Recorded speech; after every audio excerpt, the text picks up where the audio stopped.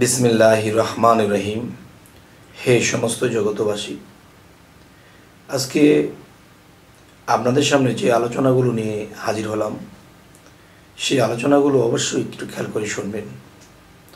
আজকের আলোচনাটি হবে একটা স্তরে গিয়ে মানুষের সাধনা করে আল্লাহকে সন্তুষ্ট করে আল্লাহকে লাভ করতে হয়। আরেকটা স্তর আছে, তার কোনো সাধনাই লাগে না।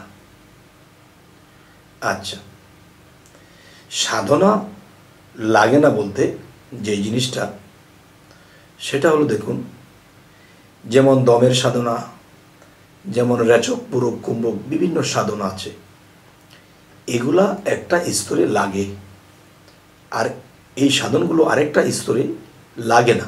তবে আজকের যে আলোচনাটি, যে কোন স্তরে এই সাধনাগুলো লাগে আর কোন স্তরে সাধনাগুলো লাগে না, আজকে এই বিষয়ে আলোচনা করব ইনশাআল্লাহ। আচ্ছা, অবশ্যই ভিডিওটা টানবেন না, তাহলে কিন্তু বোঝা যাবে না। আচ্ছা, কথাটা হলো দেখুন,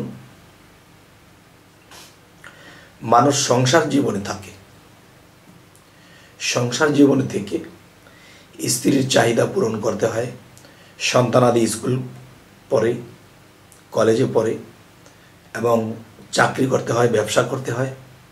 এখন আল্লাহকে খেয়াল রাখাটা অনেক মুশকিল, আল্লাহকে খেয়াল রাখা যায় না। এই কি জানে ওহো, আমার আল্লাহর নাম তো ভুলে গেছি। কাজ করতেছে, হঠাৎ করে হায় রে, আমার আল্লাহর নাম তো ভুলে গেছি, আবার জিকির করতেছে আর কাজ করতেছে। কিন্তু দেখেন, চাকরি, ব্যবসা, বিভিন্ন কাজকামের ফাঁকি দিয়ে সংসারের চাহিদা পূরণ করে এরপরে কিন্তু তারা আল্লাহর ইবাদত করে, সাধনা করে। আচ্ছা, আল্লাহ কিন্তু কোরআনে বলেছে, সূরা ইনসিরা উসিরা সাফাত, তোমরা যখনই অবসর পাও সাধনা করো। এই কথাটা কোন ধরনের ব্যক্তিদেরকে বলা হয়েছে? সেই ধরনের ব্যক্তিগুলো যারা সংসার জীবনে ব্যস্ততা, সংসারের চাহিদা পূরণ করতে হয়। আচ্ছা, ওই যে ফাঁকে ফাঁকে সাধনা করবে, ওটুকুই সে অনেকটা অগ্রসর হয়ে থাকবে। আচ্ছা, আরেকটা ব্যক্তি, তার কোনো দেহের যে একটা সাধনা আছে সেটা লাগবে না। সেই লোকটা হলো সংসার ছাড়া, তার সংসারে কে খাইলো কে না খাইলো, আবার সে নিজে খাইলো না খাইলো এটা মনে নাই। তিনি দরবারে, মুর্শিদের দরবারে আসে, মরা মানুষের মতো আসে। যদি পায়ে স্যান্ডেল থাকে, সেই রাস্তা থেকে সেই স্যান্ডেলগুলো খুলে তারপরে আসে, সেই স্যান্ডেলগুলোকে হাতে নিয়ে আসে। দরবারে এসে দেখে দরবারের চতুর্দিক দিয়ে যে ভক্তরা দরবারে প্রবেশ করেছে তাদের জুতাগুলো উল্টা পাল্টা হয়ে আছে, এবং পাশে দিয়ে দেখতেছে তার মুর্শিদের জুতাগুলো আছে। তখন সেই জুতাগুলো আলাদা সাইড করে সেই জুতার থেকে ধুলি ময়লা নিয়ে তার শরীরে মাখালো এবং মুখমণ্ডলে মাখালো। এই জিনিসটা করতে পারে কতটুকু প্রেম, কতটুকু ভালোবাসা থাকলে। এবার আসি, বাদ বাকি যে জুতা স্যান্ডেলগুলো উলট পালট হয়ে আছে, সবগুলো জোড়ায় জোড়ায় জোড়ায় জোড়ায় সুন্দর করে ভাঁজ করে রাখলো। ভাঁজ করে রাখার পরে দরবারের একটা কোণে যাইয়া এতিমের মতো মুর্শিদের দিকে তাকিয়ে আছে, এতিমের মতো তাকিয়ে আছে। আর ভিতরে তার কালবের মধ্যে হরদমাদম জিকির চলছে। আর মুর্শিদের কাছে যদি তিনি না থাকে, চোখ বুঝে যখন জিকির করে, তখন তার মুর্শিদকে সামনে দেখতে পায়। এরকম করতে করতে করতে করতে সেই লোকটা দুনিয়ার মায়া ত্যাগ করে দেয়। তার নিজের খাওয়ার চিন্তা, তার নিজের পড়ার চিন্তা, তার খাওয়া পড়া সমস্ত কিছু, তার ওসব চিন্তাই নেই। কোত্থেকে খাবে, কোত্থেকে চলবে। আচ্ছা, এরপর এই লোকটা নিজের প্রতি কোনো যত্ন নেই, চুল এলোমেলো বা পোশাকগুলো কেমন ময়লাযুক্ত। তার মানে তার কোনো আমিত্বই নেই যে আমি ভালো একটা পোশাক পরবো, মানুষ আমাকে দাম দেবে, মূল্যায়ন করবে। লোকটা 25-26 বছর হয়ে গেছে, বায়াত হয়েছে, কিন্তু যারা 2 মাস 1.5 মাস হয়েছে বায়াত হয়েছে, তাদের কাছে নতশিরে কথা বলে, ভাই কিছু লাগলে বলবেন, কিছু এনে দিতে হবে। কত মানুষ অচেনাও আসে, এই পাগলা সব ধাক্কা মেরে ফেলে দেয়। ধাক্কা মেরে ফেলে দিলে সে ধাক্কার সাথে সাথে পড়ে যায়, কেননা তার খাওয়ার ঠিক নেই, নাওয়ার ঠিক নেই। আর পানি দেখেন, মানুষের শরীরে যখন পানির কমতি হয় তখন কিন্তু পানি পূর্ণ না করা পর্যন্ত শরীরে শক্তি থাকে না, কত মানুষের স্যালাইন দিতে হয়। তাই আমি বলবো যে তার চোখ দিয়ে পানি ঝরতেই থাকে, চোখ দিয়ে পানি ঝরে কিন্তু মুখের মধ্যে হাসি। হায়, কেমন ধরনের ভালোবাসি আমরা মুর্শিদকে। তো এরকম করতে করতে কেউ অর্ডার দিচ্ছে, কেউ ওটা সেটা করাচ্ছে, হাসি মুখে করে দিচ্ছে, আর মুর্শিদের দিকে সময় পেলেই তাকিয়ে থাকে। তখন মুর্শিদ যিনি, তিনি তো অন্ধ নয়, তিনি যখন দেখতেছে, হায় রে ভক্ত, তুই কত ত্যাগ দিলি রে, তোর সমান ত্যাগ মনে হয় আমিও দেইনি,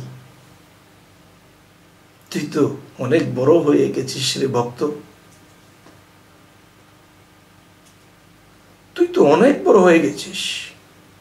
এটা মুর্শিদে অন্তরে অন্তরে কয়। আর সেখান থেকে ভক্তটি মাথা ঝুলায়। গুরু কমপক্ষে 20 গজ দূরে, আর সে বারান্দায় বসে আছে। তার গুরু সেখান থেকে বলে কি, ভক্তরে তুই কত যে ত্যাগ দিলি, কত যে ধৈর্য ধরছিস রে, তোর এই স্থান তো আল্লাহ অনেক উঁচুতে রেখেছে রে। তখন সেই ভক্তটি গুরুর দিকে তাকিয়ে মাথাটা নিচা করে ভক্ত মনে মনে বলছে, আমি তো আল্লাহকে সন্তুষ্টই করতে পারিনি, আমি তো আল্লাহকে ওরকম ভালোই বাসতে পারিনি। দেখেন, এই আল্লাহর জন্য এত ত্যাগ দিল, সমস্ত কিছু অন্তর থেকে বাদ দিল, শুধু প্রেমের দেশেই থাকে, যেখানে যায় সেখানেই গুরুকেই দেখতে পায়, যেই দিকে যায় শুধু নিজের মুর্শিদকেই দেখতে পায়।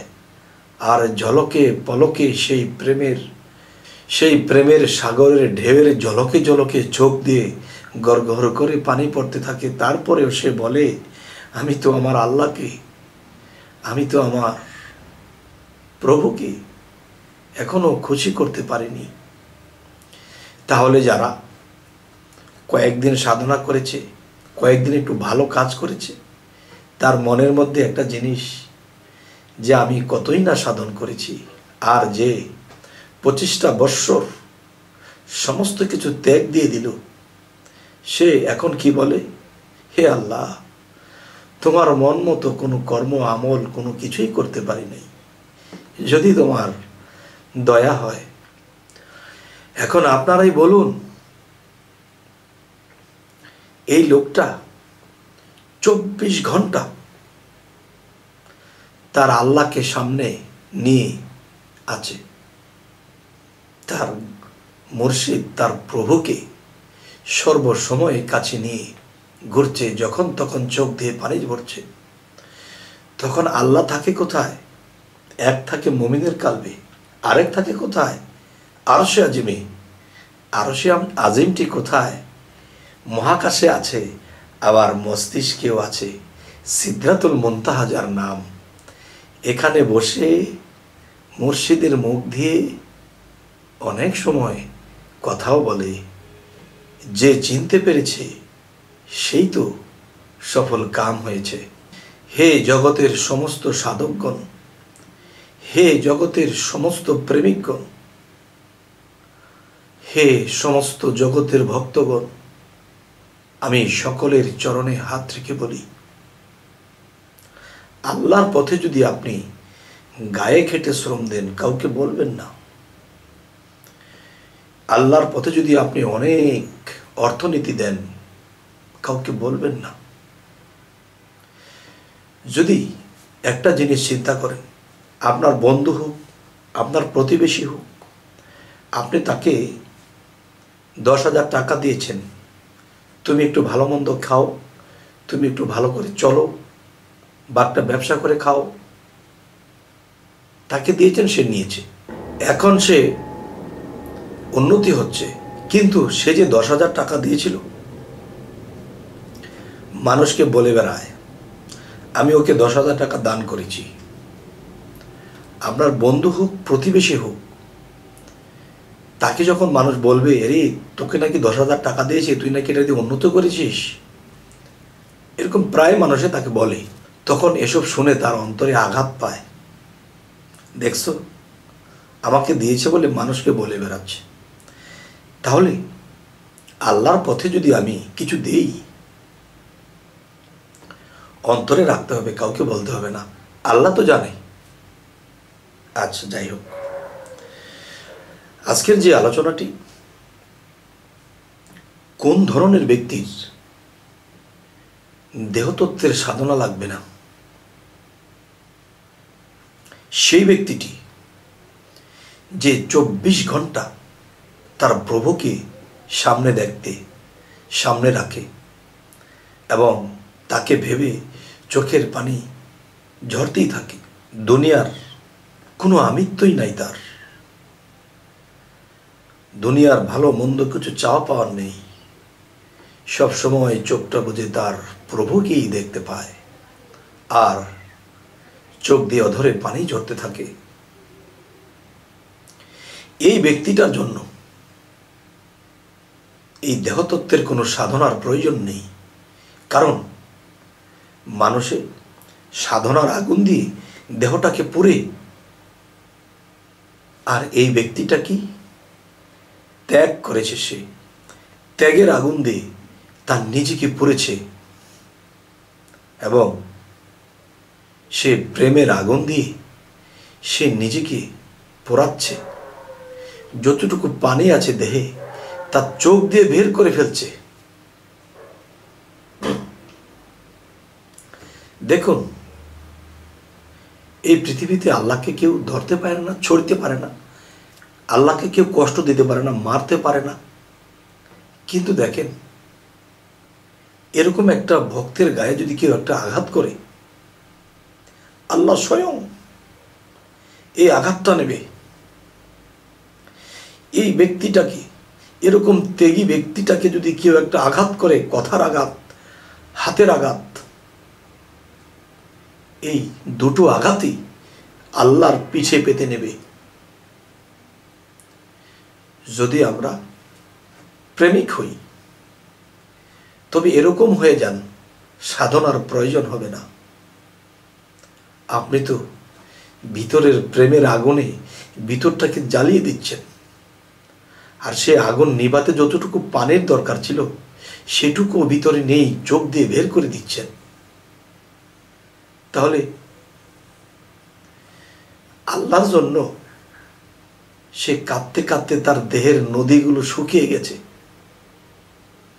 তখন আল্লাহ আরশে আজিমের মধ্যে বসে এই ভক্তটার জন্য কাঁদে। ফেরেশতারা যদি আল্লাহকে বলে, আল্লাহ কুলহু আল্লাহ আহাদ আল্লাহুস সামাদ, হে আল্লাহ, আপনি এক, আপনি অদ্বিতীয়, আপনি সর্ববিষয়ে সর্বশক্তিমান, আপনার তো কোনো কিছুর অভাব নেই, আপনি অভাবহীন, আপনি কেন কাঁদেন? তখন ফেরেশতাদেরকে বলবে, দেখো 2 যুগ পার হয়ে গেছে, আমার এই ভক্ত আমার জন্য শুধু কাঁদে, আমার জন্য শুধু কাঁদে।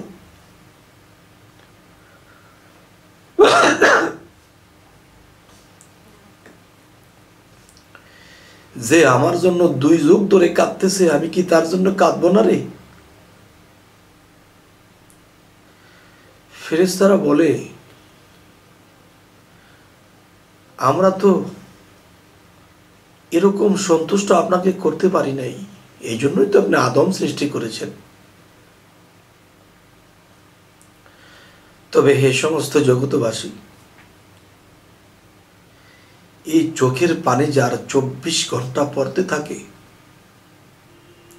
সে কিসের সাধনা করবে? সে তো প্রেমের আগুনে ভিতরটা চালিয়ে দিচ্ছে, সে তো পুড়ে যাচ্ছে। তবে একটা কথা বাবা, হীরার উৎপত্তি কোথায়? হীরার উৎপত্তি তো কয়লার মধ্যে হয়। প্রেমের আগুনে যে নিজেকে পুড়ে কয়লা বানিয়ে দিচ্ছে, আর সেই কয়লার ভিতরে তো হীরার উৎপত্তি হবেই। যাই হোক হে সমস্ত জগতবাসী, আমার আজকের এই আলোচনা এই জন্যই করলাম, অনেক মানুষ অবুঝ হয়ে আছে, অনেক ভক্তরা অবুঝ হয়ে আছে। কি বলে, আমরা এই সাধনা করি, আমরা ওই সাধনা করি, আমরা আত্মার মুক্তি নেব। না বাবা, আপনি সাধনা যদি 100 বছর যাবৎ যদি আপনি সাধনা করেন, আপনার আত্মার মুক্তি নিতে পারবেন না। একমাত্র তিনি আত্মার মুক্তি নিবে, যে পৃথিবীর সমস্ত মায়া ত্যাগ হয়ে গেছে, একমাত্র নিজের প্রভুকে ছাড়া কিছুই সে দেখে না, কিছুই সে বোঝে না, যে নিজেকে প্রেমের আগুনে পুড়িয়ে দিয়েছে, তারপর যদি আল্লাহর দয়া হয়, এই ব্যক্তিটা মুক্তি দেবে, আল্লাহ তাকে মুক্তি দেবে। কিন্তু যদি এমন কিছু বলা হয়, সাধনা করতেছি মুক্তি নেব, আর হবে না জীবনে। হে সমস্ত জগতবাসী, আজকের এই আলোচনাগুলো আমার অন্তরের অন্তঃস্থল থেকে করেছি, আমার এই হৃদয় থেকে করেছি। সাধনাও যদি কেউ করে, একমাত্র আল্লাহকে সন্তুষ্টির উদ্দেশ্যে, মুক্তি নেবার জন্য নয়, তা আল্লাহ কি বলবে, সে তো আমার জন্য সাধন করে না, সে তো মুক্তি নিতে চায়, সে তো আমাকে চায় না, তখন সমস্ত সাধনা বেকার হবে বাবা। তাই আমি বলবো, আজকের পর থেকে মানুষেরকে সাহায্য করব নিঃস্বার্থ, আল্লাহকে ডাকবো নিঃস্বার্থ, আল্লাহর জন্য কাঁদবো নিঃস্বার্থ। তখন আমার কি মুক্তি লাগবে, না জন্ম নিতে হবে, না কি করতে হবে? যে আমি যদি আমার হয়ে থাকি, তাহলে আল্লাহও আল্লাহর হয়ে থাকবে, আর আমি যদি তার হয়ে যাই, তো সে আমার হয়ে যাবে। তাহলে আমি যদি তার হয়ে যেতে পারি, আর সে যদি আমার হয়ে যায়, তাহলে এরকম কথা আর কখনো বলবো না। যাই হোক হে সমস্ত জগতবাসী, মনে হয় আমি কোথাও আঘাত পেয়েছি, ওই আঘাতে আজকে এই কথাগুলো বের হয়ে আসলো। তবে আমাদের চ্যানেলের আলোচনা ভালো লাগলে অবশ্যই আমাকে সাথে রাখবেন, সাবস্ক্রাইব করে দিন, পরবর্তীতে যেন আরো ভালো আলোচনা নিয়ে আসতে পারি। আল্লাহ হাফিজ।